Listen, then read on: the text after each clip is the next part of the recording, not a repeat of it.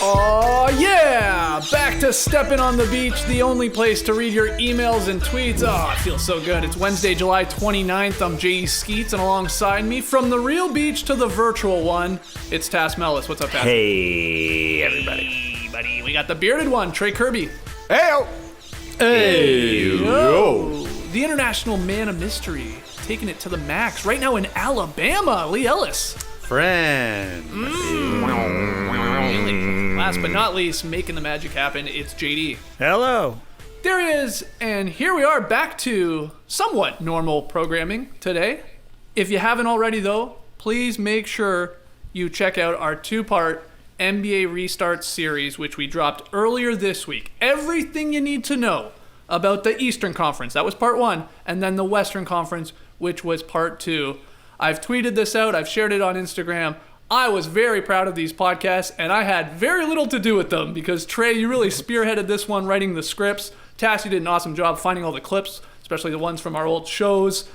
And then JD, my man, just knocking it out of the park with the production of these two podcasts. Well done, gentlemen. Lee, you did nothing, just like me. The other three guys carried the way. No, that was incredible, and they turned out amazing. JD just took it to the next level, so check those out if you haven't already.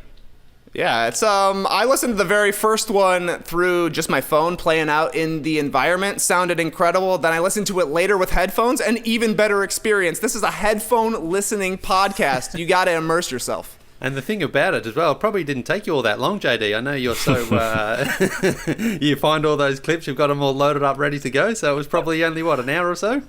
Just shut up, Lee. Honestly, I'm still angry about the amount of time it took. JD, how long did one of those take? Well, yeah, we'd have to add it up, but the West was a bitch. Like, it was a bitch. 12-hour day on when did it come out? Tuesday? For Monday. So yeah, it was. Wow. That was. And and then there was a few hours before that. So yeah, they take a long time. And there's never enough time, Like, I could have spent another 12 hours on both of them. So many beats, so many different audio tracks you threw in there, JD. Is your throat still sore from having to do that voiceover? It actually is a little bit. It is a little bit. I gotta do it from the diaphragm next time. Well, yeah, that's what really hurt. It's like, not only did you knock it out of the park with your production, but then you stole the show in the Western Conference podcast with your unbelievable voice work. And then a Matty O cameo in the first one, too. So, guys, you got to go check these out. It's different. Look, it's scripted. Like I said, Trey did an unbelievable job writing these. But, man, it was helpful for me, guys. I was like, holy crap, that happened? Oh, yeah, that was a big game. Oh, that was a big moment. Oh, yeah, that might be important. And, I'm immersed in this thing. So maybe for the casual fan out there, share it with your friends, share it with your family. Get them excited for the NBA season, which unbelievably tips off tomorrow on Thursday night. So, again, kudos, JD, Trey, Tass. Again, you guys did an unbelievable job with those. I love them. They're fantastic. All right, as I said, NBA season resumes tomorrow. 2 games on TNT.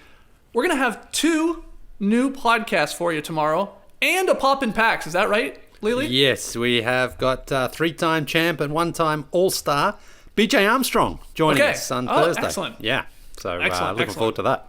Okay, so in the AM, we're going to hit you with the new up-down report so we can weigh in on a lot of things that we haven't been able to because we had those narrative-style podcasts up the last couple of days. Lou Williams I'm talking about, and Bam, and Kyrie, and Tibbs. There's a lot of NBA news. So we'll get to that on the up-down report in the morning. And then, guys, after popping packs during the afternoon, after the last game on Thursday night, it is the Clippers-Lakers. That's the last one, the second one of the doubleheader. We're going to be debuting our new late-night show, Bubble Wrap. We're coming to you late night. Yes, no dunk style. And let's say it right now. Let's just lock it in. I owe you guys a pick and payoff. I'll shotgun a beer at the start of our debut show tomorrow night. Poorly. I'll shotgun a beer poorly, and I'll make a mess, and my computer will probably malfunction after it gets all wet and gross. But yeah, Bubble Wrap. Very excited. And the plan is to do these throughout at least the seeding games after the last game or what we feel like the most important game of that particular day and night. We'll jump on and we'll fire up the podcast and talk about the day's events. Basically wrap up that bubble, talking about the big games and the storylines and having some fun. The Pick'em will be back. Whoa Boy might be back for crying out loud. We're going to have some fun with that. So bubble wrap, make sure you're subscribed to No Dunks wherever you listen to us. All right. What beer have you selected, Skeets? Has it already been picked? I mean, I don't have a lot to pick from right now in my residence, so it will very likely be a Coors. Not a Coors Light. It'll be a Coors, a Banquet. But I'm glad you said that because you just reminded me. All of my Coors are in the fridge right now. Got to make sure to take one out tomorrow a few hours before bubble wrap because you don't want to shotgun a cold beer. It's got to be a little more room temperature. It goes down a lot easier. This guy's thinking. Oh, I'm thinking 10 steps ahead here. At least one step ahead. Email us your questions, guys. nodunks@theathletic.com. I don't even know if we'll be doing Beach Steppin once a week, but we might be sprinkling in questions throughout the bubble wrap shows. So email us your questions and comments and tweet them in @NoDunksInc or use the hashtag NoDunks. All right, let's do this, Tess. Yeah, let's make it a good one. It could be our last for a week, probably. Yeah, we'll probably do it. We probably will do it. But lots of good questions, lots of ball questions, lots of random questions. So first one is a ball one. Sup, Dinks? With the NBA finally returning this week, one of the main storylines I'll be following is the Pelicans' hunt for the 8th seed out west. However, this isn't because I want to see Zion versus LeBron in the playoffs. I am simply trying to see JJ Redick's streak of never missing the playoffs continue. Yes, that is a thing. What's one lesser-known storyline y'all are looking forward to during the NBA's restart? Y'all keep up the amazing work. That's from Jack in Gwinnett, Georgia. So, Skeets, what do you got? Lesser-known storyline.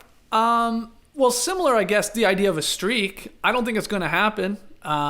Which is sort of sad, but the Spurs are looking to become the first franchise in league history to make 23 consecutive playoff appearances. Again, I haven't seen a lot of people picking the Spurs to, nab that 9th seed and force the Mega Bowl against whoever has the 8th seed, and I wouldn't pick them either. But that is at stake. But if I were to pick something else, I'm actually excited, Tass, to see whether a third team, and I'm going to pick the Nuggets, can spoil this idea for the Battle of LA in a Western Conference Finals matchup. Everybody thinks it's going to be Clippers-Lakers, and it might be, but can a third team, can it be the Nuggets, can it be the Rockets, can it be the Jazz?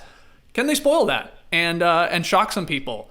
The Nuggets are intriguing. Jamal Murray he only played one game, one scrimmage on Monday, but he had a great game. He had 23 points, 4 boards, 4 assists, back at the point guard position. Jokic had a bad game. We'll leave that for now, but he was balling before, point Jokic. We know Bull's balling. I don't know how much minutes he's actually going to get when these games matter, but Michael Porter Jr., when he's not busy pushing dumb conspiracy theories, he may have secured a spot in the rotation. They have a lot of talent, and depth might matter in these games, especially these seeding games. So I'm just intrigued by the Nuggets. Again, I'm not sure I'd be picking them, but can they or someone else spoil what we think is the inevitable Clippers-Lakers? That's the storyline I'm watching out in the Western Conference. Yeah, I wonder how important the depth factor is going to be come the Orlando restart. We've seen in the WNBA wobble that starters are playing a whole lot less minutes to start here, as they're ramping things up, getting closer into the season. So is it going to matter if you have really good, 9, 10, 11 guys? It would probably matter more now than during any other playoff run, I would imagine. So, yeah, I mean, that could be an advantage. You think of a team like the Rockets who has a Mike D'Antoni who usually coaches 7 guys in the playoffs. There's no way you can do that for 3 months down in Orlando when you're playing so often. Lee, you got a pick for this one? Yeah, well, actually, going back to what you were saying there about the Spurs, Skeets, I actually think we might be seeing the last games coached by Greg Popovich here. I honestly think this could be it for him, and he's not going to announce it. He's going to be like Tim Duncan, who, once it's over, he'll just sort of walk off without any great fanfare because, that's Pop's style. Because, remember, he was going to be coaching Team USA at the Tokyo Olympics, which was supposed to be taking place pretty much any time now, and that's obviously been rescheduled for next season. Now, he may come back, but I sort of think that, he was looking forward to coaching the end of this season, coaching the Team USA, winning the gold medal again, and then going off into the sunlight because we know he rotated the coaches around there down in the scrimmage. Now that's not a huge signal of anything. That's more just Pop sort of doing his thing, but. I wouldn't be surprised if this is it for Pop after this season, and the Spurs don't make it, and he just quietly goes off and ends Tim his Duncan career. takes the reins. Yeah, well, maybe Tim Duncan. I'm not sure if he wants to be a full-time head coach. But, Nobody knows. The thing is with Pop, he's not going to make any announcement to give anybody an opportunity to celebrate him. He's just going to do it quietly and leave, and that'll be it. So I think we should enjoy these last few games of Pop, and just in case it is the last time we see him out in an NBA court coaching. You think he's going to go out on a low? I don't think for Pop it's about he needs anything sort of celebratory. He's like, I've had a great run, I've won all these championships, and we didn't make the playoffs, so maybe that's a good signal for him that it's time to move on. Yeah, he might be waiting a long time if he was going to wait for another championship. That might be another decade or so. But has a coach ever had a farewell tour? Probably not. Probably doesn't say, yeah, this is my last season. You guys are going to celebrate my ass? Phil Jackson, did he have anything there with the Lakers? Not really, did he? I mean, because an NBA coach is like a wrestler. Like, they retire and then they always come back. Yeah. And it's no, you're not done for good. You'll be back. You get paid a couple $1 million to coach a basketball team. Yeah, you're going to do that. Same with a wrestler. They always come back. I guess Phil didn't coach again after Lakers, but he was the Knicks GM, so we sort of saw him around again in a similar type of role. Yeah. All right. And one question about the Spurs. You said no one's done 23 straight years, Skeets. Do they have the longest record for a playoff streak in NBA history? 22 straight years?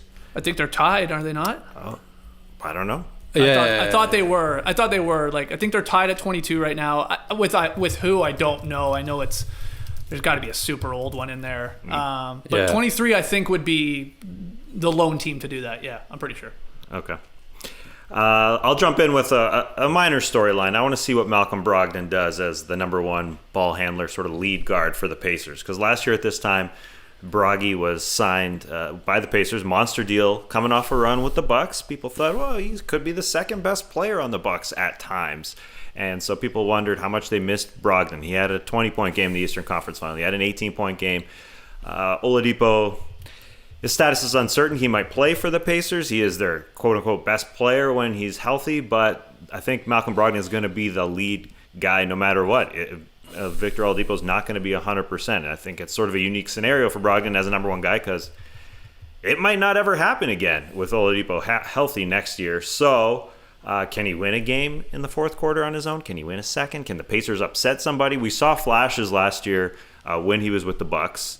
And this is just a unique opportunity for a guy who's sort of young in the league for being an old guy. He's in his prime. But, they have to do it by committee. But I want to see what Broggy does. I want to see if he can run off a few games. Because he did look good at times as a secondary third guy behind Chris Middleton and Giannis last year with the Bucks. So I'm looking forward to seeing what the Pacers can do. Because, again, no one's talking about the Pacers. And you never know in the Eastern Conference. Weird things are going to happen in this bubble. And maybe the Pacers can knock somebody off. Yeah, the Pacers are interesting. It feels like you said, Oladipo, is he, won't he, how much will he play, and what type of Oladipo do you get? Sabonis, of course, with the foot injury, hoping to get back, who knows. I wonder if other Eastern Conference teams are going to be looking at the Pacers as like, ooh, I'd like to play them in the first round. As trying a 10-piece. There's some chicken wings. We're going to eat that up. Yeah, trying to jockey a little bit to land them. They're still going to be a scrappy bunch. I'm with you. I don't think they're good. They're not a pushover. Even without their star guys, I really do think they have enough talent there and they're well coached and they'll they're going to put up a fight, but I can't see them getting out of the first round test, especially if Sabonis is limited or not there. Thing, yeah, that would be very difficult unless Miles Turner just balls the hell out. So a favorite of ours here at No Dunks. I would like to see that, but it'll be interesting to see if again, like the Heat or the Sixers or another team, whoever they're maybe in a 2-3 spot, tries to land the Pacers in a possible first round matchup and looks at that as easy. Trey, do you have an answer for this one? Well, first I want to give a shout out to Jack from Gwinnett. I'm assuming this is Jack Harlow. He's had a great week providing NBA content for us. First Lou Williams and now batting first in the beach Steppin lineup. This is huge. But Yeah, I heard he's going on Poppin' Packs. What's Poppin' Packs? There's a collab there. yeah, Lee, you got a Jack Harlow jersey to throw on when he pops on your IG Live? Jack Haley's the best I can do. As for a lesser-known storyline for the restart, I'm excited to see if Jayson Tatum is the real deal, right? He was dominating, playing his best basketball of his career right before we went into the shutdown. You know, he was 30 points a game during February, struggled a little bit more starting in March, definitely fell off into the 25-point per game region, but he's got a great pull-up jumper, and that can be super valuable in the playoffs, especially if they end up somehow catching the Bucks at some point. You know, the Bucks like to drop their big guys off the screen and roll. That leaves a mid-range jumper open right there. If Jayson Tatum can take advantage, that's humongous for the Celtics, makes them a real contender in the Eastern Conference. But last year, 12 points per game, 36% shooting in the playoffs against the Bucks. You got to have a huge performance from Tatum if you're going to succeed if you're the Celtics. Is that really what Tatum averaged versus the Bucks? He did not have a great. Holy crap. Well, I mean, it was kind of a disaster for the Celtics against the Bucks last year, right? They won that first game, and then it was like Kyrie decided to try and guard Giannis. And it just all fell apart. But he struggled. He had a great first round against the Pacers, actually, and then was pretty brutal against the Bucks. Yeah. Wow, I didn't realize it was that bad. I know he didn't have dominant games, but that's pretty low. All right, good question. Hey, just before you go on, the Syracuse Nationals are tied with the Spurs, 22 straight seasons. Hey, there you go. In the playoffs, so. I told you it was an old team. Yeah, what was it like watching them, Lee? Well, I did start watching when they became No, even then, I wasn't around then. They 71 is when it ended. Wow. They started as the Syracuse Nationals in 1950, became the 76ers in 64, I guess, and then kept going to 71. So, funny, the Spurs are going to be tied at 22 seasons if they don't do it. Guess who was next on the list at 21 seasons? The Blazers? Yeah. From 83 to 2003. Yeah. Wow. Pacers, I think, had a long one too, didn't they? Not to that length, but okay. No, oh damn! I should have stopped while I was ahead. I was killing it, man. I was killing it. All right, next one here. Hi, NDI Atlanta. When I worked security at the Vancouver Winter Olympic Games in 2010, we became aware of a controversy where 2 RCMP officers were fired after trying to sneak a woman in a hockey bag past security and onto the cruise ship where they were staying. They were only busted when the guards insisted on putting the bag through the X-ray scanner, and she refused. What a story. I don't remember this one from 2010. With so many guys hitting Disney World for the NBA bubble, what is your prediction for the worst breach of bubble rules that an NBA player or official will commit? And who's the most likely to bend the rules? Cheers, guys. That's from Steve in Melbourne, Australia. We just had it. I don't think it can be upped. I don't think Clippers Lou Williams leaving the bubble for Death in the Family Awake in Atlanta for Paul Williams Sr. is going to be upped because he left the wake, and I believe it's the same day he went to a strip club, Magic City, and the aforementioned Jack Harlow, great name, friend of his, took a photo and posted it online outing Lou. He would have got 4 days if Jack Harlow didn't post that photo. I'm pretty sure 4-day quarantine coming back if he kept up the testing protocol and all that. But the NBA showed they're not playing. Lou got a 10-day quarantine. He misses 2 regular season games, and I think the punishment has to be a detractor for other guys watching. I don't think they're trying to sneak anybody in a hockey bag, which would be really weird. But I think Lou is telling the truth in that he was probably just there for the lemon pepper wings, as he said. They're frickin' named after him. The wings are named after him, as Chris Kirschner wrote on The Athletic. Great article. Chris Kirschner went there, documented eating those wings. So if you want to know how great those lemon peppers are, read that article. I think Lou was there for a short time. Whatever. Who knows? But I don't think it's going to be upped. I think that is the story of the bubble, and I think the fact that it happened early has set a precedent for the NBA, showing they're not screwing around. He misses only 2 regular season games, or aka seeding games. That's 10 days. If you do 10 days in the second round, you're missing the whole friggin' thing, basically. So Yeah. I think that's it. I think in a weird, strange way, it's good for the NBA to get this sort of documented right at the beginning. I think Lou going to get wings at a strip club is the top of the top. I think that's it.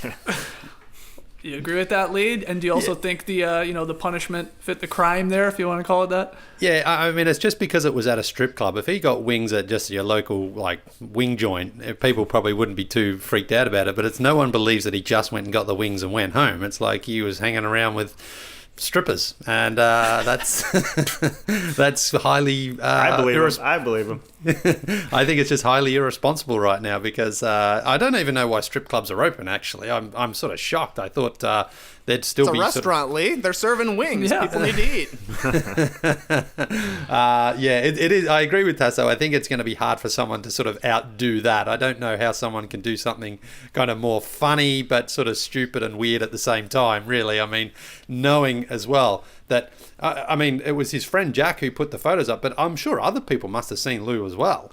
You know, like everyone's taking photos. I don't know. It's not as easy to pick these guys, out of a crowd when everybody was wearing masks. He was wearing a mask. I mean, even in the photo. Right. Also not think a huge guy, right? Lou Williams Yeah. could blend in with the crowd. He's not a giant. I think he could. And I also think, though, I mean, it makes the story funnier for sure, being at Magic City. A lot of us have been to Magic City. It's a blast. Haven't had the wings, actually, though. They're obviously great, apparently. But They deliver. I'm thinking about putting in an order today. man, wow. 4 We should p.m. have some on the bubble wrap. Great idea. But, also, if he had done it at another restaurant, Lee, and the same thing sort of happens, and he's there for whatever. Again, we don't really know how long he was there. Tass doesn't think it would be long. I sort of agree with that, but whatever. He's doing what he's not supposed to do. He is breaking protocol because he was okayed. He got the clearance to go for the wake, like Tass said, and then, you should play it safe, and he didn't. So if he does this at any other place, in my opinion, you should also get 10 days. Like, if you went to a place and you put yourself more at risk to get the virus to then possibly bring into the bubble if you're asymptomatic, like, you get the 10 days. Like, that's just, I think that was completely fair. I haven't seen Lou Williams, by the way, been like, what? 10 days? Are you crazy? Like, he's seen to take it on the chin and be like, all right, get your jokes off. Kendrick Perkins, shut the hell up. I'm in my hotel room for 10 days, okay? Yeah, you got me. Okay, Jack Harlow got me more than anything. But, yeah, I don't know. It's like, it's such a silly story. It is fun. But I'm glad the NBA is taking it somewhat seriously, giving him the 10-day quarantine. I guess is what I'm getting at here. That makes sense to me, right? Yeah, we didn't really hear whether or not they're going to use that big, long swab. I remember that was kind of the threat when we were learning about the bubble protocols, was that if you missed for any reason and it wasn't excused, which is what this is kind of turning into, you were getting the big, long, painful one, kind of as a deterrent to prevent people from leaving the bubble. I haven't necessarily heard that yet, but when you hear the 10-day quarantine, you think they're going to give them the long swab. Which, I don't know. I mean, those wings better be good if you're getting that thing shoved into your brain. Oh, those wings better be good because they cost him $150,000. Also true. Right? That's what Bobby Marks says Lou Williams will lose in those 2 seeding games that he's going to miss. Wow. Because of the quarantine. Yeah, that's some expensive wings there, Lee.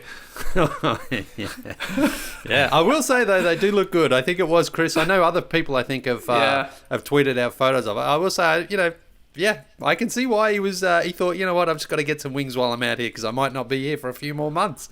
And they look great. I think, Tass, though, there could be a worst breach of the bubble rules. And here's what I'm worried could happen.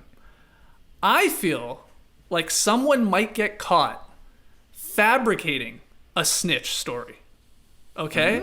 So someone trying to, and it could be a player, it could be someone with the team, who knows? Someone trying to get an advantage on another team that they may be playing in a playoff series, and just completely fabricating a story of someone breaking the bubble rules, but then us finding out that it was just made up, and the backlash to that, and how messy that could get. I don't know who. I have no clue who would do that, but man, would that'd be a story. If it somehow we found out that someone was just making up things to, again, try and get a player taken off a roster for 10 days or whatever the heck it was. Yeah, I mean, I don't know. Fake snitcher. Fake snitcher, man. Sounds like, I think that was a place in the Stratford Mall. Fake Stitcher. I think I bought some jeans from there once. All right. So I don't know. Hopefully nothing like that happens. And you're right. The Lou Williams wing story is the worst we get. Hopefully. And I'll just add this. Chris Kirshner, who wrote for The Athletic, was at Magic City ordering those wings. It took him 45 minutes to get those wings. So maybe Lou Williams was there for an extended period of time. Maybe Jack Harlow was just bored waiting for those wings and put that photo up. But maybe if they wanted to, if it was a bit of a quicker service, they don't want it to be quick because they want you hanging around spending your money. But if it was a bit of a quicker service, maybe this doesn't happen to Lou Williams and he gets off and gets to Orlando with only a 4-day quarantine. So. Well, that's the thing, right? If he really wanted these wings, which are named after him for crying out loud, he obviously loves them. They are good, I'm sure. He could have had someone just go and pick them up for him. That's the easiest way to get those wings in you, Lou. Just have somebody grab them for you and bring them back to the hotel or your house or wherever you're staying. Yeah. Or even curbside pickup. I'm sure they'd come outside and hand it to him. Sure. But anyway. All right, next one here. Hey, Team No Dunks. I'm a huge Pelicans fan, and last week their marketing team sent out a season ticket plan that seemed too good to pass up, despite the possibility of fans not being allowed in stands for the upcoming season, and me living 7 hours away from New Orleans in Austin, Texas. Once I finalized purchasing the season tickets, it dawned on me that my all-time favorite Pelicans player, Frank Jackson, is a restricted free agent this summer. Didn't see that coming. Frank Jackson. I immediately regretted this purchase due to the possibility of him no longer being on the team. What is a large purchase you made that in the moment seemed like a great idea that you instantly regretted? Thanks for your time. That is from Stella. So Trey, large purchase you regretted. It's been a long time since I've been able to answer a question with this answer, but no doubt it's my house in Lombard. Are you kidding me? I knew it. Bought it November 2008, January 2009. They offer like an $8,500 tax credit, not even just like a loan that I would have to pay back. I was furious. 2 months later, I would have been living the life, paying smaller mortgage payments. And then obviously, we moved 2 years into owning this house and the ordeal of renting this thing and being a landlord. Being a landlord is brutal. Trying to call people like, hey, come fix my water heater. But, 4 years later, after having to deal with a whole bunch of renters and people destroying my house, we finally sold it. And, it just feels good to be able to bring the House of Lombard back in. I wish it was Throwback Thursday, but it's way back Wednesday, so I'll let it slide. I would love to know what the weather is like in Lombard, Illinois right now. That's a throwback joke there for you. Yeah, that's. I knew you were going there. What do you got, Lee? Anything? Yeah, well, I actually. So I didn't make a large purchase, but in the moment, I nearly did. We've been down to Mexico. We go down as a family often to Playa del Carmen, and we stay in this same resort.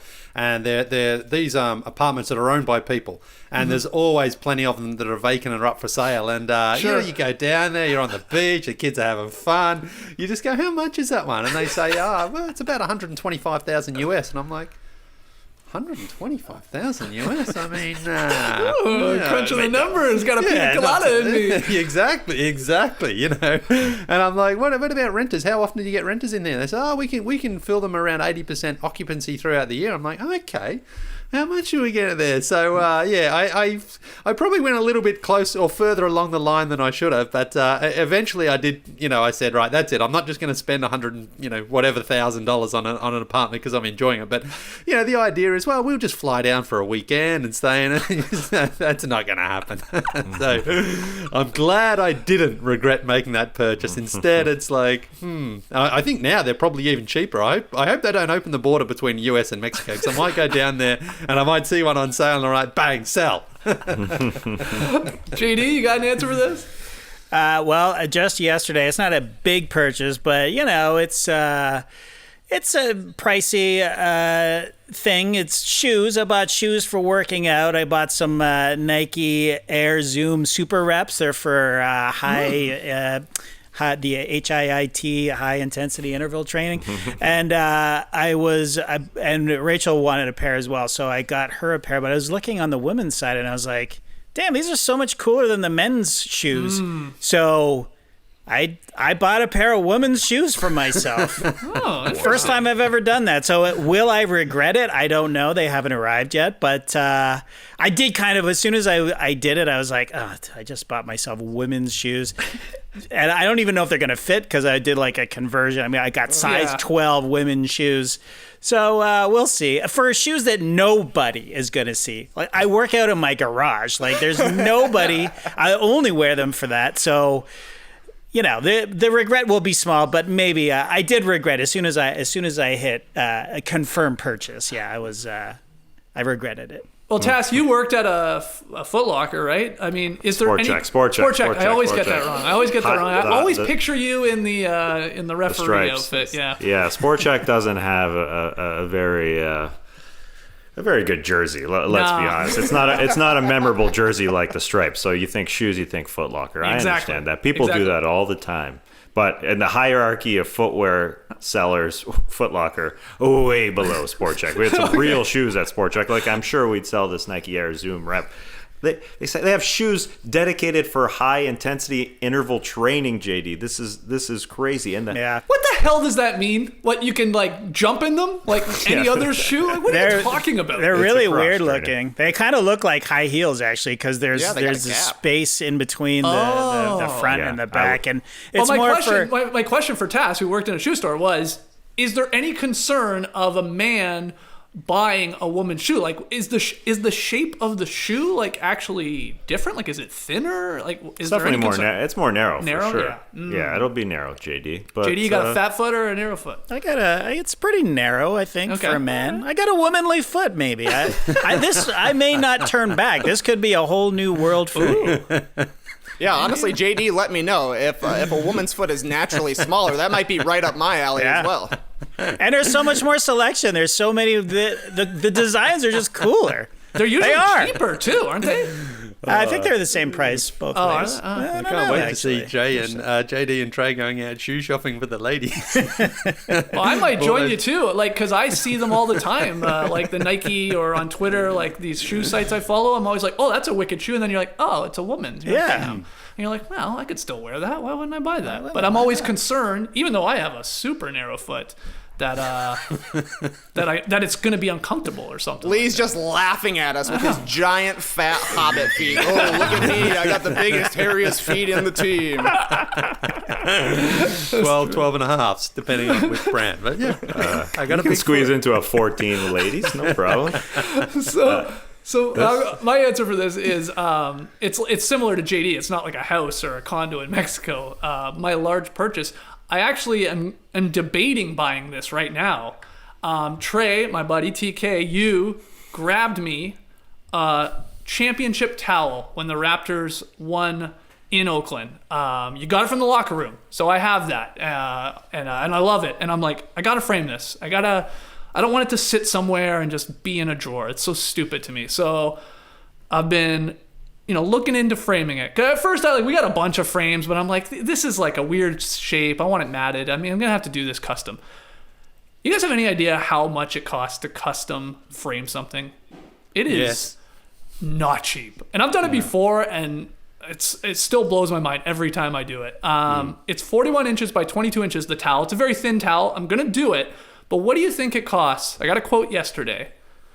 For a simple matted on white and then black frame. What do you think that costs? $220. More. That's a pretty big frame too, I would say. Like 4 feet wide almost. Give me $750. Yeah, okay. Not that much. Not that much. But basically split the difference. The quote was $600. I love that. No, not $600. It was $363.47. Wow. That's we're close to $400. Hey, Lee, would you do it though? Would you do it? I'm doing it. Remember that cricket poster that I had up on the wall in the starter's office there? Yes. Yeah, when Dad sent that over, I took that in to get custom framed. That was $220. And I was like, wow. Jesus. Well, maybe you should send me where you got that custom frame. That's not bad. I guess I am framing a towel, and it's a weird size. Yeah, maybe yours was a little more. Now yours was a strange shape too, I guess. Yeah, it was long, Interesting. Well, I'm gonna do it, Trey. I appreciate the gesture of you grabbing that. It's gonna look awesome. That's the thing. Has it been washed? Or are we still talking about champagne smells? No, I'm definitely haven't touched it. Haven't washed it at all. It doesn't have much of an odor to it though. It's not too bad, and it's in great shape. So it's a reversible one though. I almost should I should almost put it to Twitter. Get people to vote on it. Do I frame the white side, which is like it all says Raptors and champions on it, or the red side? I think I'm gonna go red. It's just gonna pop more. But again, maybe Yeah, it looks like you need a little pop of color there in that office. So I would go red personally. Yeah, so we got Do they have reversible frames? That'd be cool. Yeah. Just spinning. Like a glass frame sort of Yeah, thing. you just switch it every week or Reversible. something. Oh, right. Yeah, you definitely could do that. What? I just flip it around every day? Yeah. All right. That'll cost me another $300 from the Moog Gallery. Nice women. Beautiful women. Got back to me very quickly. I like how detailed that quote was, too. Down to the cent. Wow. That's amazing to me. 47 cents she throws in the quote. It's odd to me, but anyway. Tass, you got an answer for this one? Well, let me get back to Frank Jackson. I want to talk about Frank Jackson a little bit, who's the Pelicans guard that this person, Stella's favorite player is Frank Jackson. I think Frank Jackson is the modern day Rick Fox. Like Rick, he came from a big school. He came from Duke. Rick Fox from UNC. He could be a solid contributor, I think, on a championship team. And I think the most likeness to Rick Fox, why he's a modern day Rick Fox, he's classically handsome AF. I think they're comparable in that regard. And so these two studs won some championships as complementary players. I think Rick Fox did that, and you never know. Never know. Frank Jackson, great name. Simple name like Rick Fox. He can do it. All right, our next one. Hey, no dunkers. Since players' families won't be making it to the bubble until the second round, it sets up nicely as a loved ones visit scenario, a la Survivor. Which player would have the best reaction to seeing their loved ones for the first time in 2 months? Which family's big embrace do you most want to see? And who's turning on the waterworks? Turn up. Love you guys. That's from Arno. Lee, what do you got for this one? Well, as we saw on Survivor, every single person who's been away from their loved ones just becomes, crazily emotional when they see them for the first time in months. And so everyone would feel, obviously, that twinge of the tears would be flowing and the embrace would be very, very strong. But I'm going with Kyle Lowry because Kyle Lowry, remember when the Raptors finally beat the Bucks and there was that great gif of him smiling, that beautiful smile on his face because he overcame everything to get into the finals. And then just recently, because the Raptors have already been down there a little longer than everybody else, it was his son Cameron's 5th birthday and he wasn't there, and he put up a post on Instagram. Now, for any parent out there, you want to be around your kids, especially on their birthday. And so to see him put that up, and he had a beautiful little message, he's not there and he can't wait to see him. And I just sort of feel like there's not really any person who you think's not going to care when they see their family again. Everyone's going to be emotional, but I just sort of picked that out because I feel Kyle Lowry, it just connects so much when you see like a guy posting up those pictures and you're like, man, I know exactly how he would be feeling being away from his kid for their birthday, and knowing that he might not see him still for another 6 weeks, 8 weeks, even longer. So he's my choice, although really I'm just going to say absolutely everyone is going to be emotional when they see their family again. Yeah, I feel like that's the best answer to this. Everyone? Yes. I also we need a power rankings of which NBA players love their children the most and will be excited to see their families. Yeah. I mean, I also do. There's some concern that we don't know how this is actually still going to go. It's off to a decent start, of course. I'm talking about the safety of it all and no one really, testing positive within the bubble. But you do wonder, could there be a scenario where the NBA and the Players Association agree on, like, maybe the last thing we want to do is start bringing, we've gotten to this point, things are going okay, whatever. Maybe we don't want to bring families and new people in. I don't know. It probably far-fetched because these guys would obviously be dying to see their wives and their kids and their girlfriends and whoever they're bringing. But that could happen, right? Where it's like, we're not bringing anybody in, guys. Let's just see this out. I think it's... I think it's possible. It definitely could happen. I'm with you in that I think it's likely that they're going to bring families and friends eventually into the bubble just because this is a long time to go without seeing people that you love and care about. But 2 months is also a long time in the middle of a pandemic. Who knows what's going to be happening 2 months from now? But I do hope that there is some sort of content plan around this. Like, these should be shown, I think, it will be emotional. That's always one of the best parts of a season of Survivor is the loved one visits. I would love to see LeBron reuniting with his family or, Kyle Lowry, everybody. I think it'll be really fun to watch. It'd be great for NBA bubble life, we got the fishing content. We've got a little bit of in-life content. It's going to be a lot of basketball. Break it up with some families coming in. Yeah. JD, did you ever start watching Alone? Season 6. The one that's on Netflix. Yeah. Okay, so you started watching. Have you finished it or no? I have not yet. No. Okay. Well, I'm not giving anything away here because they do this every season. But Alone takes the Survivor family visit basically to the extreme because whoever is the last person, man or woman, left in Alone, they don't really know it. The camera crew show up, the medic crew shows up, so they just think it's like a routine checkup, right? But what they do then, while they're filming it, of course, is they have flown in like a family member to reveal to the winner, hey, you just won. Wow, that's cool. And there's your wife or your whoever, your significant other that you haven't seen in some cases like 80 days, 90 days, 100 days, like alone in the forest or wherever in the mountains. That's like, it's pretty amazing because it's like, it's a double whammy, right? It's like, oh my God, there's my wife. And oh my God, that means I won. Right. Yeah. I won $500,000. So it's crazy. But it's almost, there are some instances where like the person is like not that shocked. Like I think they're just so taken aback by what the hell's going on. Like there's almost like the reaction is not maybe what you want. Some are better than others. But anyway, Alone, highly recommend it. I'm in season 4.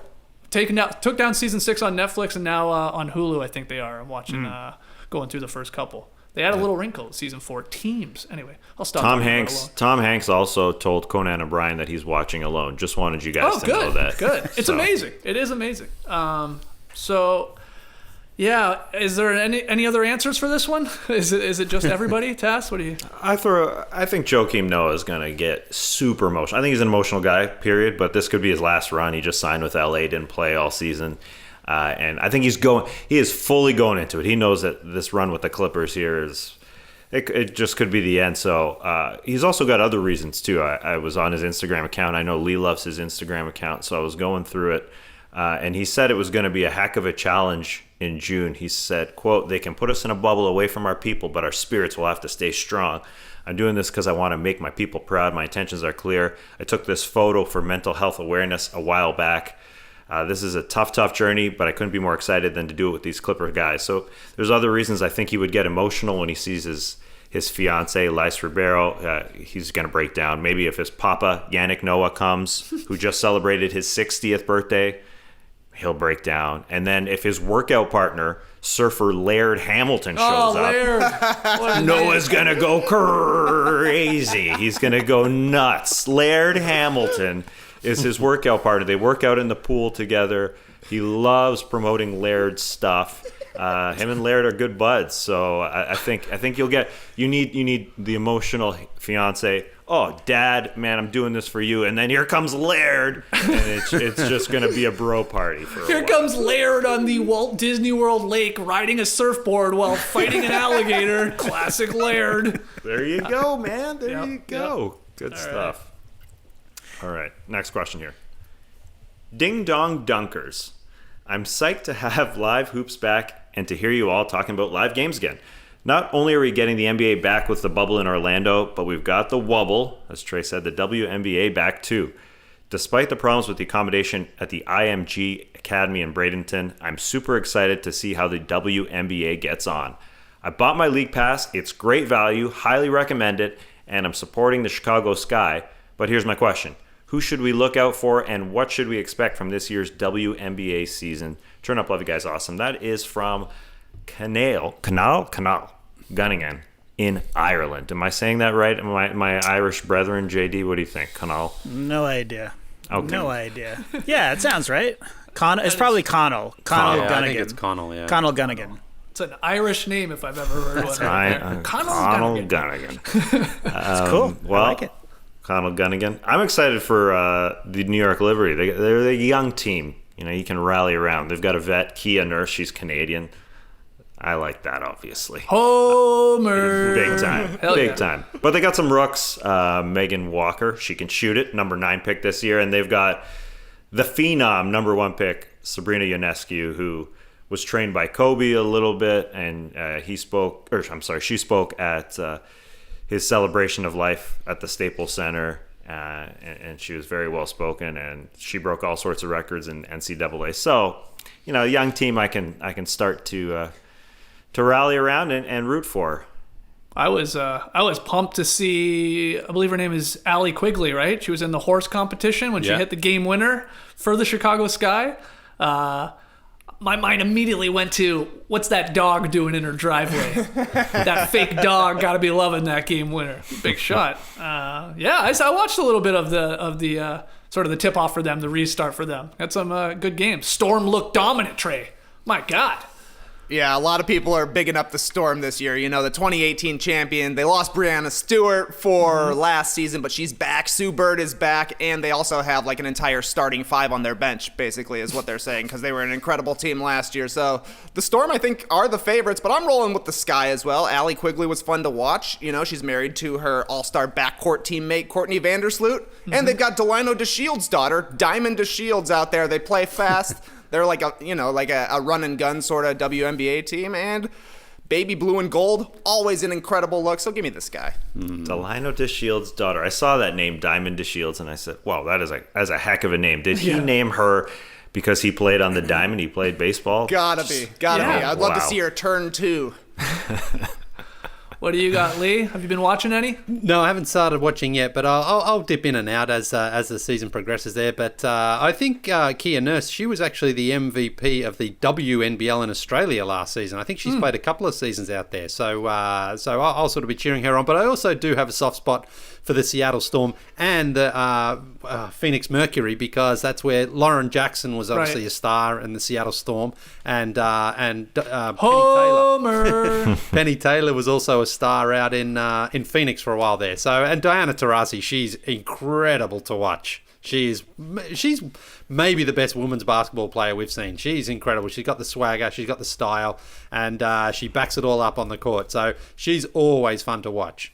I think I know the writer of this email talked about getting League Pass, because it is supposed to be, it's like fairly cheap, right? For $17, I think. Yeah, it's something incredible for a lot of the games. Though I was happy to see, I think some of the big networks, after doing really good ratings in that retip, picked up some other ones to throw on, be it NBA TV or ESPN. I can't remember. Maybe it was both of the networks for all I know. Putting on those games. That's good. Get them out there. More people that can watch them. More people are like, damn, this is actually good basketball. This is fun to watch. And you can pick a team, pick a player, and root for them. All right, we got a lot more questions still to tackle here, but before we do, quick word from our sponsors. The final 22 teams have made their way down to Orlando, and they're ready to get back out on the court. While the ending to this year's basketball season will be different than years past, no doubt about it, there will be no shortage of excitement, hopefully a mega bowl. There's no better place to get in on all the action than with DraftKings, the leader in one-day fantasy sports. To celebrate the return of basketball, DraftKings will have not one, but two $1 million top prizes through the first 2 days of the resumed season, so get in on all of the action now. If you haven't tried it yet, fantasy basketball, it's easy to play. You just pick 8 players, stay under the salary cap, and pile up points for 3-pointers, rebounds, assists, and more, basketball stuff. There's no better way to put your basketball knowledge to the test than to compete for a shot at $1 million. But if basketball isn't for you, don't worry. DraftKings is offering plenty of fantasy golf action for this week's tournament. Somebody get Cam Stewart on the line. I need to know who's taking home first, second, and third. With millions of dollars up for grabs this week, there's no better place to have skin in the game than with DraftKings. Download the DraftKings app now and use promo code RUN to get a free shot at millions of dollars up for grabs this week with your first deposit. That's promo code RUN to get a free shot at millions of dollars with your first deposit only at DraftKings.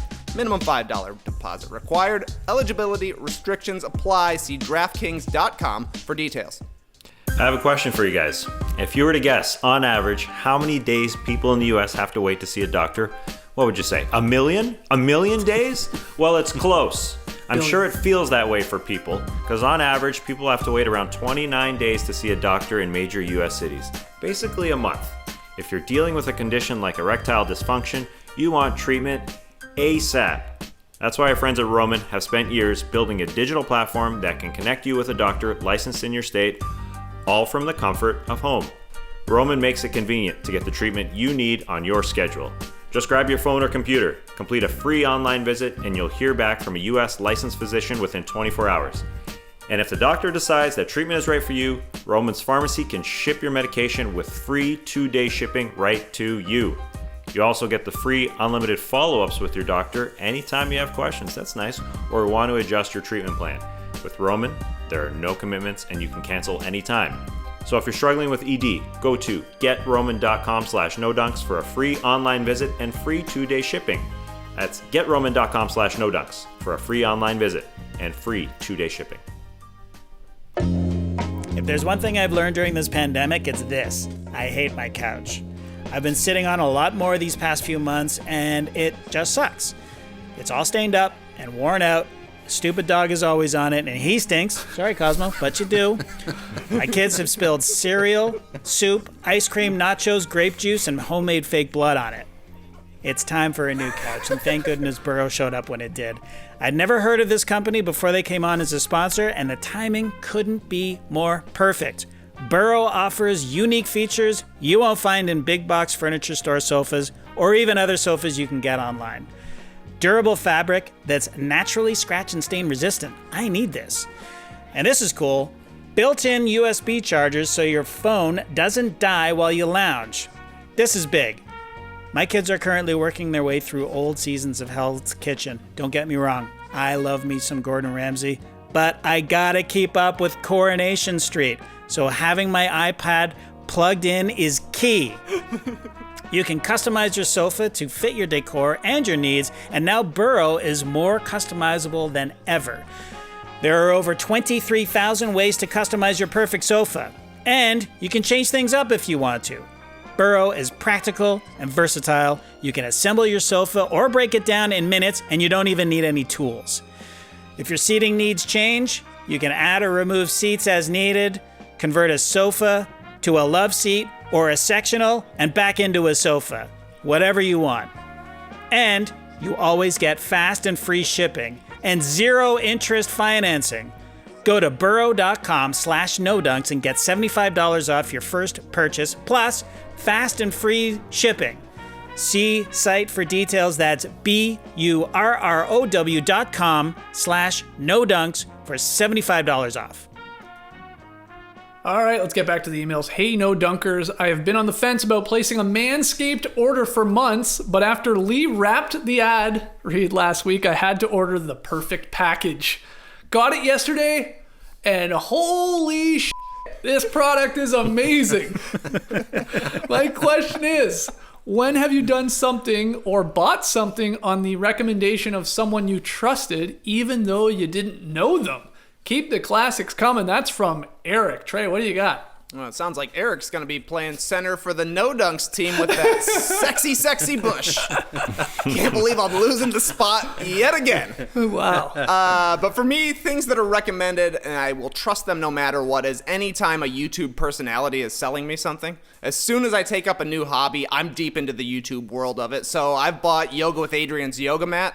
I've got the microplane and the same apron that the people in the Bon Appetit kitchen wear and use. And now that I'm deep in this fishing passion, I'm buying Guggen Squad baits and Yakamoto Cinco baits. And I'm floating the idea to Laura, just like casually mentioning it in conversation. I'm like, man, it's fun fishing, but it'll be really great next summer when I have a John boat. You know, like I probably don't need a bass fishing boat considering I've yet to catch a bass here in Georgia, but to me that means the reason is because I'm not out there on a boat. They're so much cheaper than you would think. You can find a nice used boat for $500, and I think people when they buy boats are generally very happy to own a boat the entire time. You know, it's not a ton of maintenance in between. It's not a real money sink. You're having a great time at all times, and you're not trying to fix it always.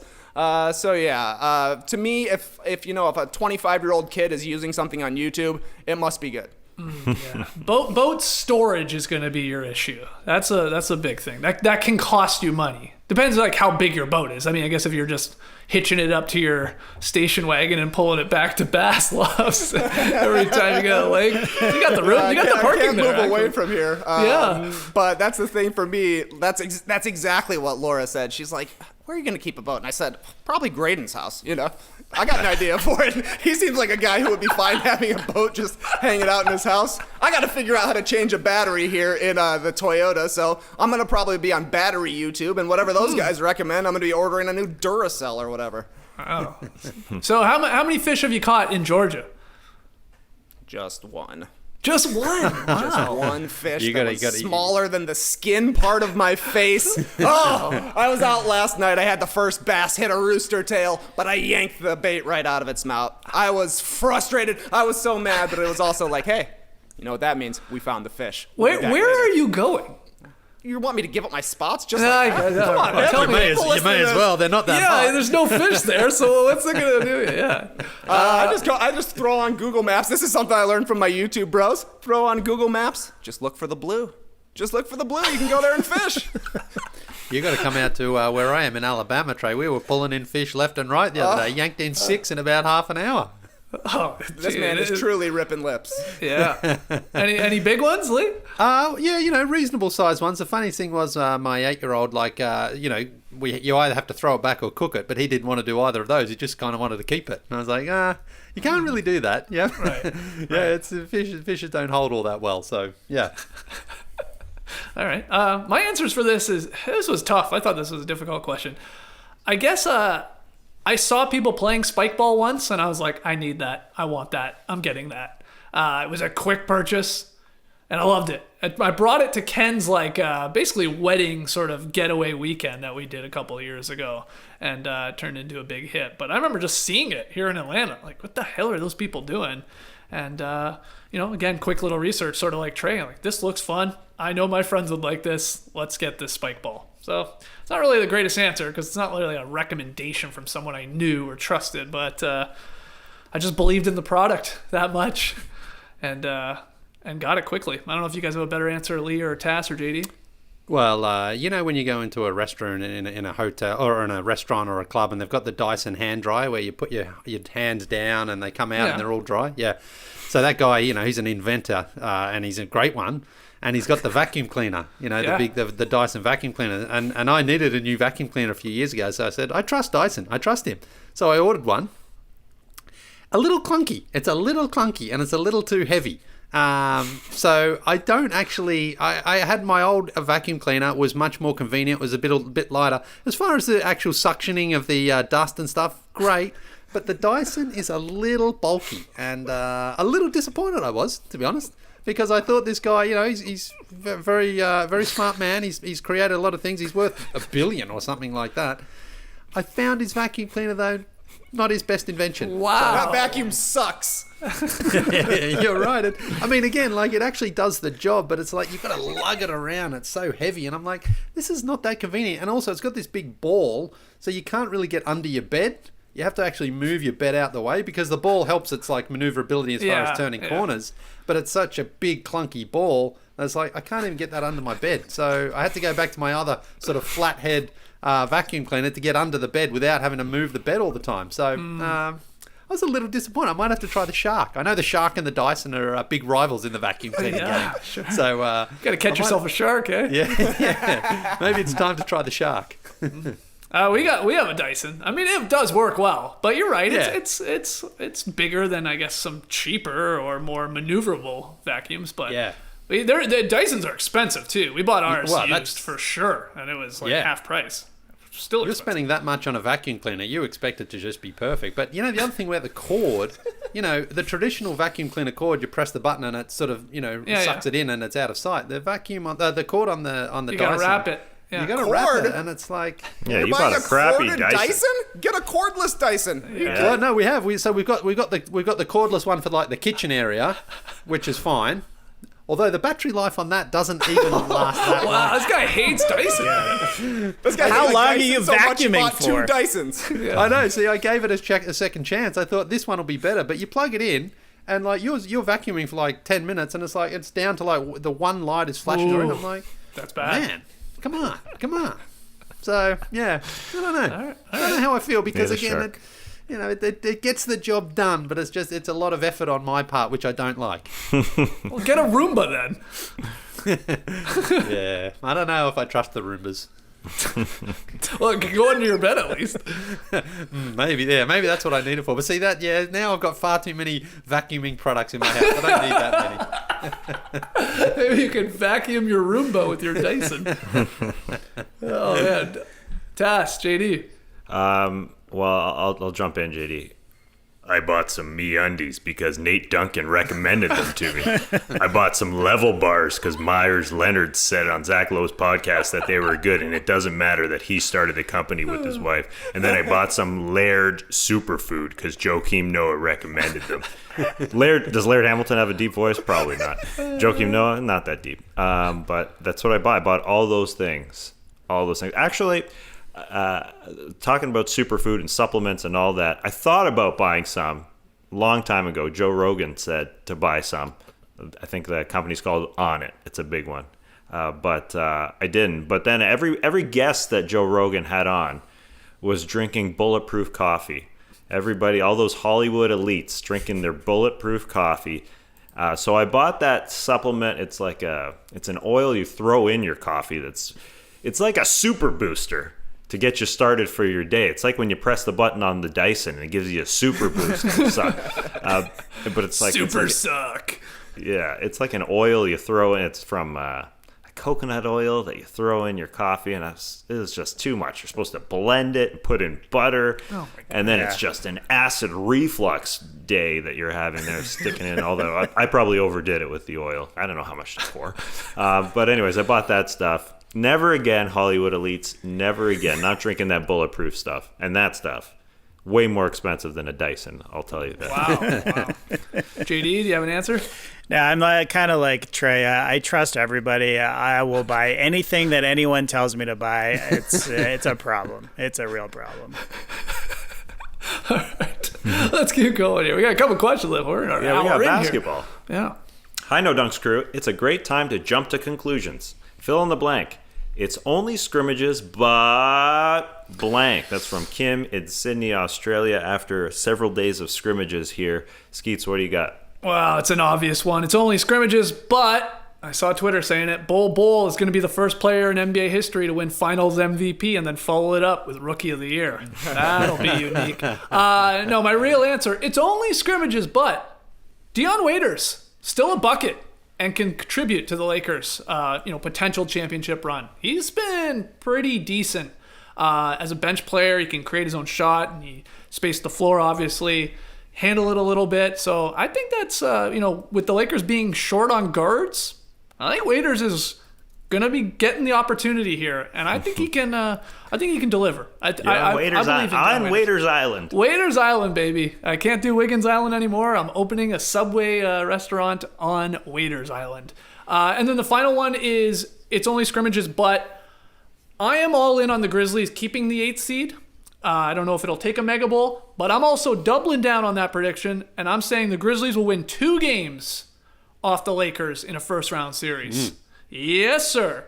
My God. Ja Morant, if you listen to our Western Conference, sort of recap, restart, everything you need to know about the Western Conference podcast that I was talking about off the top of the show, there's a lot of Ja Morant love, those clips that we were throwing in there, but rightfully so. He's been great in the scrimmages, and the Grizzlies got some scrappiness to them, and they're calling out Iguodala for leaving them and stuff like that. So I think they're going to be a tough out for the Lakers, and I actually think that benefits the Lakers and their potential championship run. So those are my two, Waiters and the Grizz. Ja Morant, even just yesterday, you can't take your eyes off the screen when he's on there because something is going to happen. And it's there's very few players who have that ability where you're just like, I'm just watching to see, even if it's a pass, if it's a ball fake, if it's a shot, he does that ability where it's like, I'm coming down, no one really knows what's going to happen, but it's not total chaos either. It's kind of like he knows what he's doing, but no one else really can sort of predict what's going to happen. So yeah, I like that. I had a similar answer, basically just I hope we get Ja Morant for a long time here because he is just electrifying to watch. Every possession he is involved in is sort of one of those ones you're like, oh, what did he do then? You want to sort of look at the replay to see if he did some sort of trick with his hands. He's incredible. It feels like the 1-8 matchup in the West, we can't really go wrong because it's either going to be Zion versus LeBron, Ja Morant and the Grizzlies versus the Lakers, or Dame Lillard and CJ versus the Lakers. Right? I mean, those, to me, on paper, those all look at least exciting for a first round series, a 1-8 matchup at that. So whoa, what about the Kings, Spurs, and Suns? They're going to be so angry. No, I don't think they're going to be in there. That's fair. Yeah, I don't think anybody really does. Although the Suns Suns look all right. Ooh, Booker caught Siakam. Oh, yeah. That was a nice lefty. Never dunking. seen that before. That was big. That was big. Yeah, no, the Suns have actually looked. Mikal Bridges looked good. They look scrappy too. Hopefully, we have a awesome race here in these seeding games. It'll make some of them a little more exciting. That's for sure. What do you guys have for your fill in the blank? It's only scrimmages, but the rail cam is going to knock somebody out. I don't know if you guys saw this clip with Luka Doncic, like trying to chase down a loose ball on the sideline, and then the camera just comes whipping right by him. And, I mean, it missed him by like a foot. I guess that thing was really booking down the sideline, and I don't know. I don't know really why Luka was chasing that loose ball. Like, surely somebody was over there, could have easily grabbed it, but obviously the camera operator didn't know that he would be in the same spot as where they were whipping the camera down. I don't know, but that thing looks dangerous. I don't think it should be moving that fast when it's that close to the court. Like, it's dangerous enough having all of these legs just standing underneath the basket. Now we got a robot going as fast as possible backing down the court. Somebody could get bonked.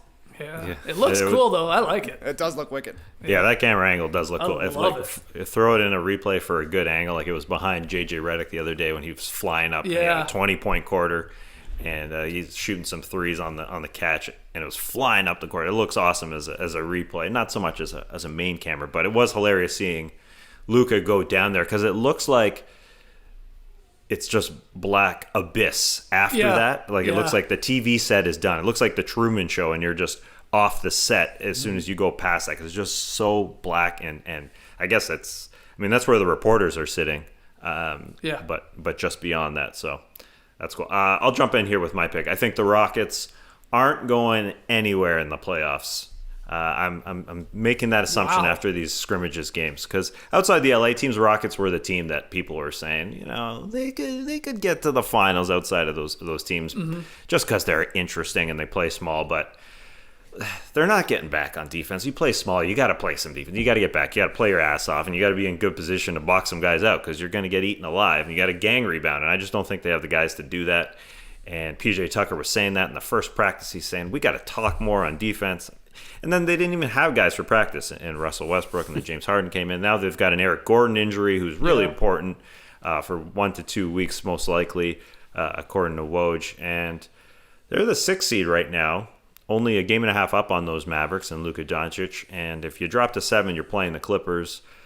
Don't like it. I don't like what's going on in Houston right there. They needed more reps together, and I don't think they're really getting a lot of it. And Eric Gordon out for potentially most of these regular season games, that hurts big time. So not buying it. Nice to have fill in the blank back in our lives. All right, a couple more. Hey, Dunkachinos, this season is obviously a record for most episodes you've made in a single basketball season. Ain't that the truth? I think this is our 259th episode of the season, guys, and we haven't even kicked off the restart yet. I would imagine this is a record you never want to break. What are some other records you hope never get broken? Or do you have any personal records you don't want to break? For example, Skeet's record for most eggnog consumed in a day.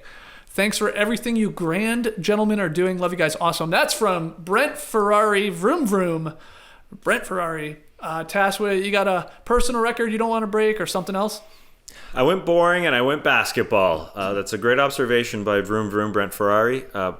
But I have a couple of basketballies. Okay. I want Vince Carter to stay the record holder for most seasons played in NBA history at 22. He surpassed a lot of guys. I like it, number one, because he's a star player. I like that fact. And I like the fact that Vince Carter, no one expected him to be this type of guy, to be he converted himself obviously from superstar to sort of a role player, and then a guy just balling at the end of his career. It's pretty nuts. And he also played in 4 decades, but that's not a real record, so we're not going to count that. But you're so right, Tass. Like, think about, as Raptors fans, longtime Raptors fans like we are, of the Vince Carter, days when it started to turn, sour, and he was rolling around grabbing things on the ground, be it knees and ankles and legs and stuff like that. There is no way in a million years, like, if I had turned to you up there when we're up in the upper deck and be like, Vince Carter's going to play for 22 seasons, like, you would be like, yeah, right. He'll play like 8, 9 tops, like, it's just, that's unfathomable, but that he became sort of like this Iron Man type player in a weird way. It's just the way he played, obviously, being the high flyer and just the injuries that he was accruing there early on. I mean, that is crazy. I'm with you on that one. I hope he keeps it. and that's totally true. And this other one is a little different, but AC Green holds the record for most consecutive games played, 1,192. That's 14 and a half seasons. I hope no one breaks that, because you don't want to play 1,200 games in a row. Just take a day off. Yeah. It's like our record going right now. We don't want to podcast 365 days in a row. We want a day off. So I hope no one breaks that AC Green one. And I don't think anyone will. No 14 way. and a half seasons. There's no way. There's no way. Lost. Not the way we handle athletes today too. Like you should take a day off and you should rest your body. And I don't see that being broken. Yeah, unless robots play sports later, and Yeah, sure. I don't know. Well, they're the cameramen now, so maybe playing is the next thing. I actually had AC Green for my record too, but it was a different record. Yeah. I don't think that'll be broken either. My personal record, though, is 69 chicken McNuggets in 23 minutes. I don't want the challenge ever again, and I actually think 69 is a perfect number. Very nice. Robbie Callen did his Chick-fil-A nuggets. He went for 82 over the course of a few hours. That's his Kobe 81, no doubt about it. But mine is like when Kobe went for 60 in 3 quarters against the Mavericks. I could have gone over 82. I could have got you, Robbie. But, the show was only 30 minutes long. I had to call it. 69 nuggets in the, like you said, basically 23 minutes. Is that in a half-hour show? Wow. Yeah. Remember, it was like I ate 40 in the very first block, too. I was like, I'm not going to be able to keep up this pace for the whole time, so I'm going to cram them down as much as I can to start here. Yeah, that was a very difficult pick and payoff for Lee to watch. I couldn't believe Trey was just that was as close to Kobayashi as I'll ever get, man. You were just hoovering those things down. It was incredible. It was remarkable. Thank you. I guess I don't know. I'm not super proud of it, but a little bit. Lee Ellis is your Don Povia. Yeah. What do you got, Lee? Well, along the same lines, I hope I never eat more than 12 bananas in one day, because that's my personal record. I had 3 at home, and then for the pick and payoff one day, I had 9 in half an hour, and that was the first ever banana hangover I've had in my life. It was really gross, really, really gross. So I'm happy to keep that as 12 in one day. I wonder if anyone's eaten more than 12 in a day. I mean, yeah. You think? Sure. Yeah, I think so. Like, Kobayashi, that's training for him. Yeah. It's sort of the shape of a hot dog. JD, you got an answer for this? Nah, not really. Nah. All right. Let's keep going then. We're almost done here. A couple more. Yeah. Evening, gents. I recently built my wife a food trailer from the ground up called Tallies and Smallies. I'm fairly tall, 6'1" without shoes, and she is petite. And we plan on serving drinks and other items in 2 sizes, a Tallie or a Smallie. I like that. I wanted to write and thank you guys for inspiring the name. It turns out it also means a shorter guy dating a taller girl, but I also wanted to ask a question. As I mentioned, I built this thing from a flatbed 6-foot by 10-foot trailer, and much of the build was way outside of my comfort zone. What's one thing you set out to do with no prior experience, but ended up learning a lot about yourself and acquiring some new skills along the way? That's from Tim Riley. He sent in a photo of this trailer, the Tallies and Smallies trailer. Looks badass. It is really incredible. Cool. Yeah. Yeah. It is a heck of an accomplishment. So that's cool, Tim. Thanks for sending that in, Lee. What's one thing set out to do? No prior experience, but you learn to yourself. Something about yourself. Becoming a dad, man. You learn every single day something new. I don't know if it's a skill or it's an emotion, but I certainly had no prior experience before I became one. But these last few days, we've been on a bit of a family vacation out on the farm. We've been fishing, we've been swimming, we've been out cooking s'mores, looking at the stars, looking in the sky at night, and it's just beautiful, And it's sometimes you need those breaks, even if it's just a little couple of days, just to say, you know what, let's just be a family and have some fun. Because even though these last few months we've been sort of stuck together, it hasn't been like a vacation, because you're trying to work, you're trying to sort of keep each other from going crazy. So you go on this little trip like this, and we were playing in the pool yesterday for like 3 hours straight just playing, all these super stupid games, throwing the ball to each other, playing shark and crocodile and all these things, and it's just beautiful. And you learn so much. Shark is a vacuuming game, I assume?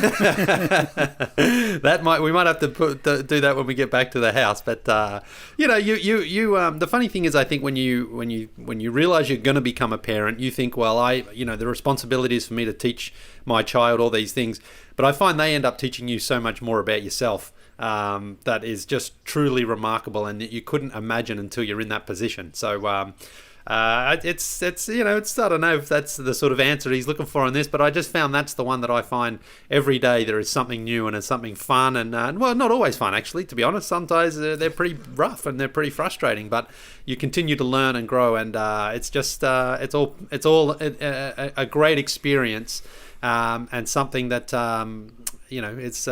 it's worth all the bad days for the good days that you have and the fun days that you have, to remind yourself what's important. Some days it's like a shark vacuum. Other days it's like a Dyson vacuum. Right? Some days, man. Yeah. Yeah, that's so true, man. Any other answers? What'd you learn about something that got some skills and you had no prior experience? You guys got something? The first time I went hiking with Laura after we'd gotten married, I quickly learned that I really hated hiking. It was just brutal. We were out in Colorado. I'd recently sprained my ankle, and we had to hike for like 2 miles to get to the start of the hike. So we're like walking through creeks and forests. Meanwhile, there's like a road 20 feet from us. I was like, we could just be walking on the road. It'd be a lot easier. And then I see like an 80-year-old man just like putters up next to us. He's like, hey, just came over the mountain. And I'm like dying here. I'm like, ugh. My lungs can't handle it. We're in the elevated altitude. I was like, this is brutal. Why are we doing this? We didn't even make it to the trailhead. I was like, if you're going to get me hiking, I need to see some great nature to start with. We went on another hike later in the trip, and it was like we were going up the mountain right away. And I was like, okay, this is actually cool. Walking through the forest, I've done this a million times in my life. Is it hiking if you could be driving 1 foot away? I don't know. Yeah, it is. I think it is. If you're on the trail, man. Yeah, but I wasn't even on the trail. That was the thing. I was like getting so frustrated to even get to the trail. But yeah, I don't know. Now I've learned that I actually do like being outside. It just took a little being outside to learn you like it, I guess. Sure. That's what happens. What do you got, Tass? Nothing good. My answer is mounting a TV. I really learned a lot. Didn't think it was going to happen, but once you do it, it's easy. It's not hard. You did it yourself. Yeah. Anyone for can you. do it. Anybody can do it. Find the stud, and you're good. It beeps. These modern mounts have a level within the mount. Oh, it shows you. You're not. Yeah, it's not on an angle, dummy. Just put me in the wall. You'll be fine. The TV will hang there. These structures are strong. I couldn't build a trailer from the ground up. That's pretty cool. That is very cool. What about the cables? You hiding those in the wall, or the what? Sorry, the cables for the TV, like the. I put those. What are those things called? Like there's you stick them to the wall, and they have a cover. What are those things called? And you just stick them through that, and so they are covered. And you paint them the wall color. Gotcha. They start with a G. A really cool word that starts with a G, but I can't think of it right now. But you just stick those on there. Yeah, I'm a huge wire hider. Do not like seeing those wires. Get them out of my face. Right, but you didn't put them through the wall. You did sort of the next best thing. I've done those. I've done that before too. Not when I mounted a TV. I've thrown. You'll find them. You'll find them. You will find them. Somebody built your home, your apartment. Somebody did it. You can find things behind your wall. Trust yourself. You can do it. JD, do you have an answer?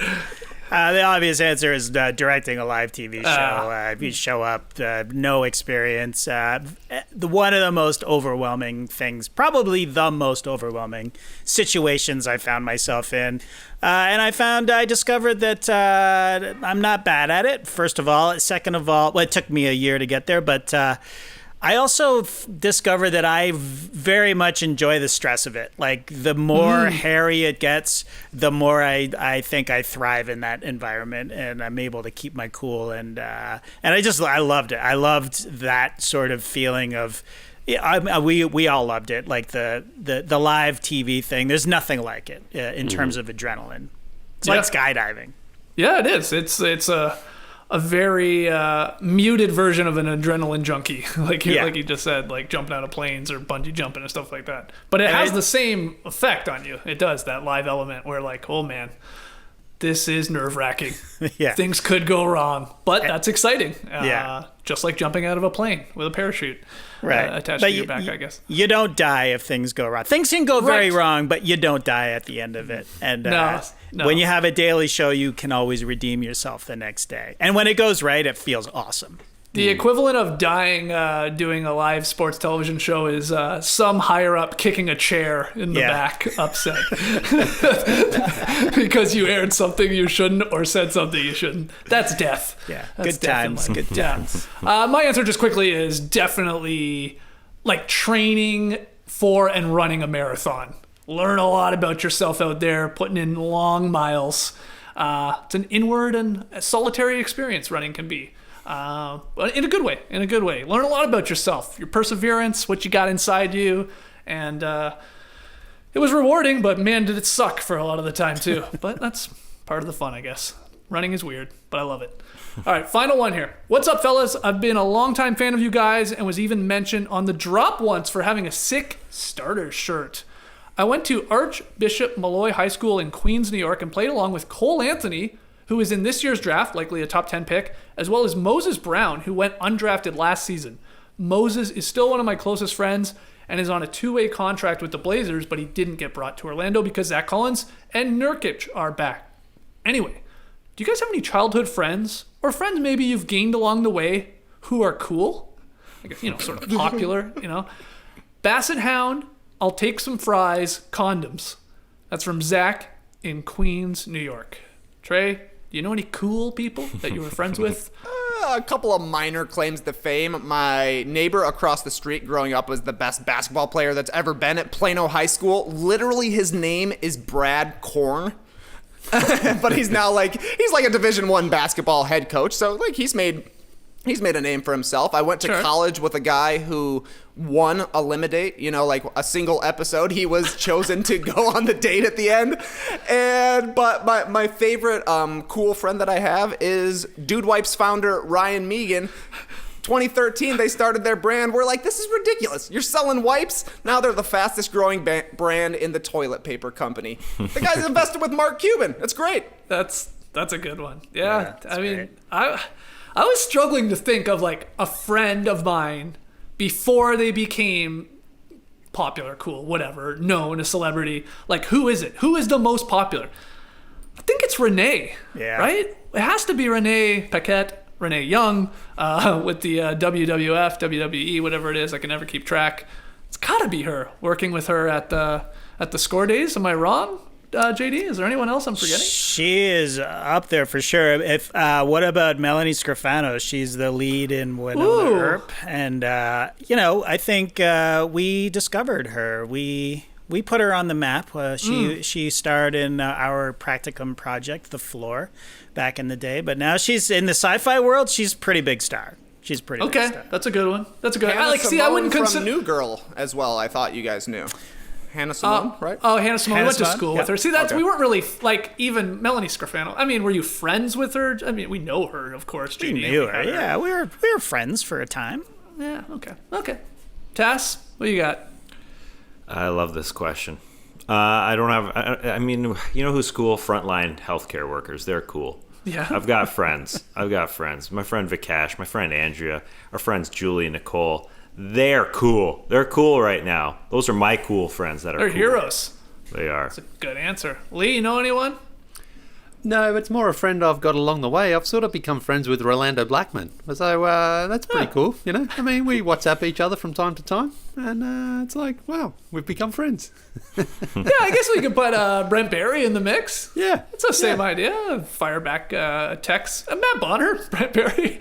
Yeah. Exchange texts every once in a while. Happy birthday I've exchanged salutations. texts with Carlos Boozer as well. I mean, it's pretty funny when you look through your phone and you know, oh, wow, I've got his phone number. How are you, man? He always sends you one message, then he sends you another and one. The old one, too. Classic Matty O. Matty O move right there. Yeah. All right, let's call it there. Guys, thanks so much for the emails. Keep them coming. NoDunks@theathletic.com. I told you off the top of the show, tomorrow, a back-to-back Jacks type of day. We're going to start off with a little up-down report, talking about the latest NBA news and some fun wild ones as well. We'll aim to get that up around normal time, noon, 1 o'clock Eastern. And then later on Thursday, because basketball returns, I can't believe it's coming back. Like, the games are actually going to matter tomorrow on July 30th. After the final game, after Clippers-Lakers, we're going to debut our brand new late night show, The Bubble Wrap. I can't wait to do this. We're going to be flying by the seat of our pants a little bit, but we're going to have some fun. And then we'll flip that around very quickly when we record it into a podcast. So you'll be able to catch it either later that night, depending where you are in the world, or maybe it's the day for you if you're in Australia, or at least the next morning for a lot of you here in America, in Canada. That's the Bubble Wrap. So 2 podcasts tomorrow, Poppin' Packs with BJ Armstrong, and basketball is back. Unbelievable. Clipper Bros. You heard it here first. Have a great time. Turn up. Love you guys. Awesome. Thanks for joining us. And remember, a superior vacuum than a Dyson or a Shark is the Kirby Hoover. Brace the day, people. You could stay, ooh, every day.